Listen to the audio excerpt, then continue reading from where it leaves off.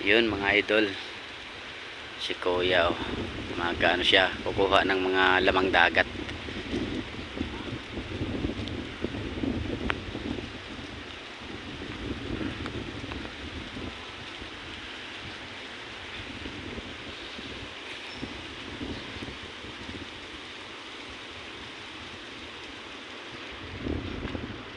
Ganda nito mga idol kung malinis lang sana oh. Kasi yung buhangin niya mga idol oh, tignan mo, malaburakay din yung dating oh. Ayun oh, tignan mga idol.